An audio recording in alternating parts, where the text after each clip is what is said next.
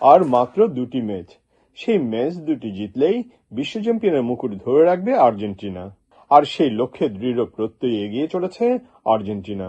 Italy ও ব্রাজিলের পর টানা দ্বিতীয়বার বিশ্বকাপ জয়ের ইতিহাস গড়ার স্বপ্ন নিয়ে সুইজারল্যান্ডের বিপক্ষে মাঠে নামে আলবিসেলেস্তারা। Today, Argentina's going to win. Messi's going to finally hold the World Cup. Kansas city স্টেডিয়ামে অনুষ্ঠিত ম্যাচে আর্জেন্টিনার প্রতিপক্ষ ছিল ফুটবল বিশ্বের নেটি নামে পরিচিত সুইজারল্যান্ড।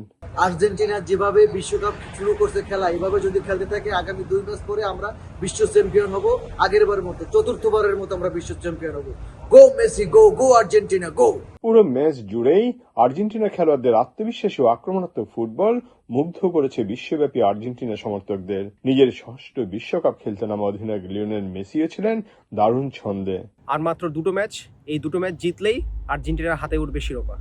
এই ম্যাচ ঘিরে আকাশি সাদা জার্সির পরিচিত উন্মাদনা ছড়িয়ে পড়ে নিউ জার্সির আটলান্টিক সিটিতেও।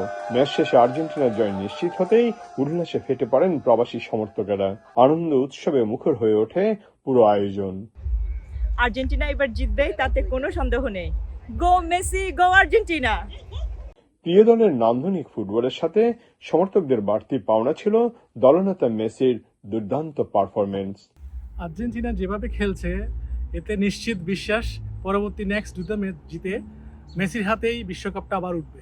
ম্যাচ শেষে সমর্থকরা আশা প্রকাশ করেন আর্জেন্টিনার এই জয়যাত্রা পরবর্তী 2 ম্যাচেও অব্যাহত থাকবে এবং শেষ পর্যন্ত বিশ্ব চ্যাম্পিয়নের মুকুট অক্ষুণ্ণ রাখতে সক্ষম হবে দলটি।